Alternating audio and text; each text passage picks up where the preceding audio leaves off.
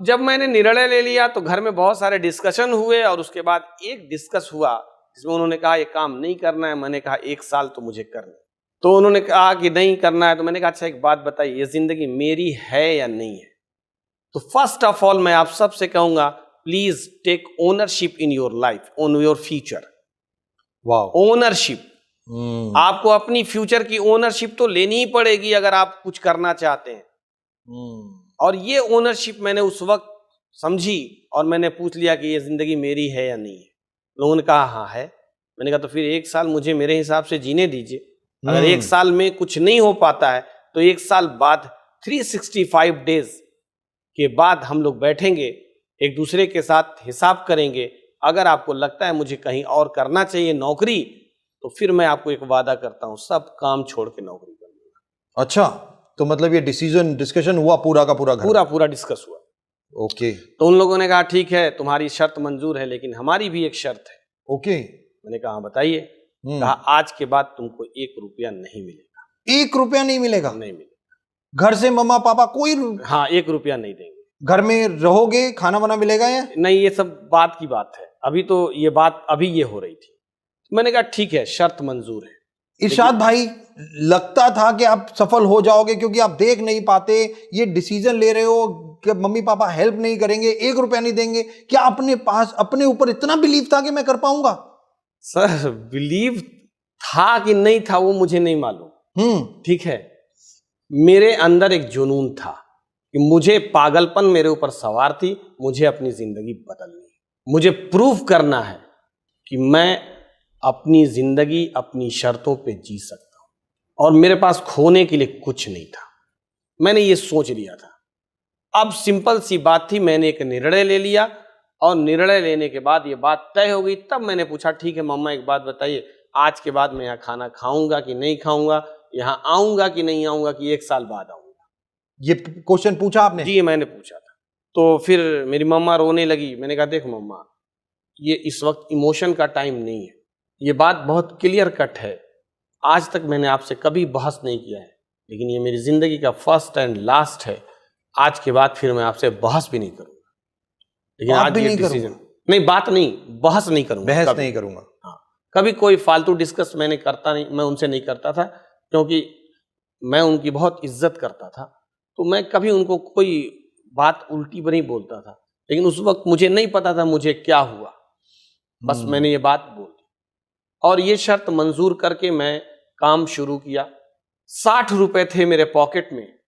दोस्तों मैं आपको बताना चाहूंगा कि 60 रुपए थे मेरे पॉकेट में जब मैंने डिसीजन लिया था, यस मैं वेस्टीज करूं।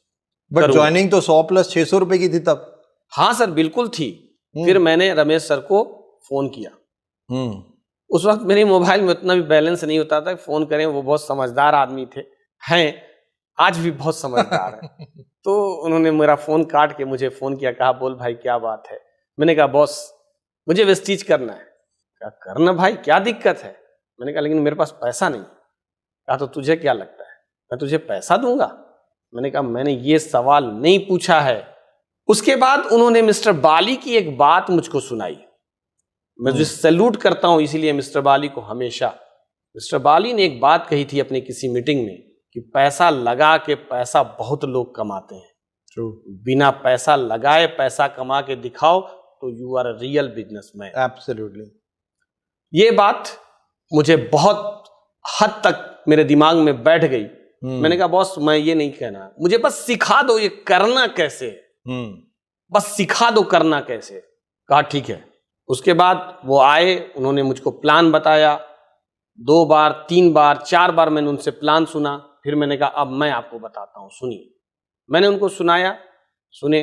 मैं थैंक्सफुल हूं अपनी 1-2 बहनों का भी, और शुक्रगुजार हूं। उन सबों ने भी बहुत मुझको पढ़ पढ़ के जो है प्रोडक्ट्स सुनाए, और वो जब पढ़ती थी तो उनको चाहे अच्छा लगे चाहे ना लगे, लेकिन मैं उनको बहुत कंसंट्रेट होके सुनता था क्योंकि मुझे पता था कि आज पढ़ रही हैं कल नहीं पढ़ेंगी, तो बहुत ध्यान से मैं सुनता था। मैं एक एक बात अपने दिमाग में बैठाता जाता था, और उसके बाद फिर मैंने अपने मोहल्ले में प्रोडक्ट्स के बारे में लोगों से बातचीत शुरू की। बातचीत शुरू किया, बहुत सारे लोगों ने कहा ये सब फालतू बात है, कुछ लोगों ने कहा ठीक है मंगवाइए, तो मैं कहता था पैसा दीजिए तो मंगवा दूंगा, यहाँ थोड़े मिलता है। अरे प्रोडक्ट बहुत दूर से आता है। हाँ, और जब आपने शुरू किया तब तो गोरखपुर में कुछ था भी नहीं, ना फैजाबाद का, से, फैजाबाद से माल आता था। हाँ, ये घटना 2010 की है। राइट। तो फैजाबाद से माल जाता था, तो मैं कहा कि इतना नजदीक से थोड़े, तो लोगों ने कहा ये कौन सा काम है भाई, पहले पैसा दीजिए तब 4 दिन बात करें प्रोडक्ट देंगे। हम कहे भाई यही प्रोडक्ट इतना आसानी से नहीं मिलता है, ये सब उच्च क्वालिटी का प्रोडक्ट है। हाँ, पहले आप पैसा जमा करिए अगर आपको समझ में आए। और सर मैंने 4 दिन में तकरीबन 9,000 रुपए, 4 दिन में 9,000 रुपए इकट्ठा किए ऑर्डर के लिए। हाँ, ऑर्डर के, ज्वाइनिंग कराई बेसिकली। हाँ ज्वाइनिंग करा, ज्वाइनिंग ऑर्डर लिया बेसिकली। हाँ, सिर्फ ऑर्डर लिया, सिर्फ ऑर्डर, कोई ज्वाइनिंग नहीं। ऑलराइट। क्योंकि अभी मेरी ज्वाइनिंग लगी नहीं है तो हम दूसरे की ज्वाइनिंग कैसे करें? ज्वाइनिंग से पहले ही ऑर्डर ले लिए। हाँ, ऑर्डर ले लिया। और उसके बाद मैंने फिर सर को फोन किया। मैंने कहा सर ऐसी ऐसी बात है। कहा अरे वाह, ऐसा कैसे? मैंने कहा भाई बस हो गया, आ जाइए। उन्होंने कहा ठीक है। और इस तरीके से हमने वेस्टीज की शुरुआत किया, उन लोगों को प्रोडक्ट्स पहुंचवाया।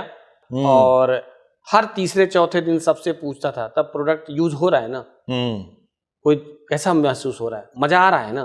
तो बार बार फॉलो अप करते थे बेसिकली। हाँ, लोगों के पास जाते थे, पूछते थे प्रोडक्ट यूज कर रहे हो या नहीं कर रहे, कैसा लग रहा है आपको? क्योंकि मैं एक बात समझ चुका था कि ये डायरेक्ट सेलिंग, जो लोग ये समझते हैं जोड़ने का या बेचने का काम है, मैं ये बात समझ गया था कि एक्चुअल में अगर जोड़ने से और बेचने से इंसान करोड़पति बन जाता तो इस दुनिया में हर आदमी ही करोड़पति होता।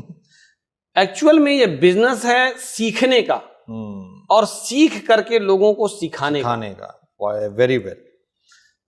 तो ये बात हमने शुरू किया सर। बिजनेस चल पड़ा था, लोग नहीं सर, बहुत आसान तो नहीं। क्या हुआ?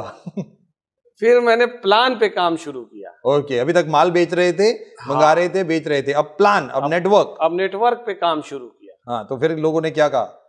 सर 20 लोगों ने ऐसे कहा अरे खुद तो दिखाई देता नहीं, कहाँ चक्कर में फंस गए हो यार।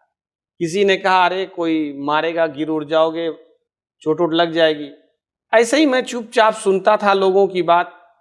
तो कुछ लोग कहते थे और भाई स्पाइरुलिना, और भाई नोनी, क्या हालचाल है? मैं कहता था बहुत मस्त है, साथ में फ्लैक्स भी है। क्रिटिसाइज करते थे लोग बहुत, लेकिन मैंने हिम्मत नहीं हारी। बहुत दर्द होता होगा इरशाद भाई। सर जो मेरी जिंदगी थी ना, उससे बड़ा दर्द ये नहीं था।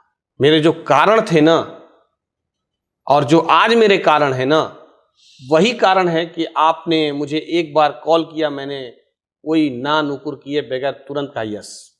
क्योंकि इंसान की जिंदगी में अपॉर्चुनिटी बार बार दस्तक नहीं देती है। अगर एक बार दस्तक दे रही है और उस अपॉर्चुनिटी को हम नहीं पहचान रहे हैं, तो वो अपॉर्चुनिटी बड़ा धीरे से दरवाजे से सरक जाती है और फिर हम हाथ मलते रह जाते हैं। एब्सोल्युटली।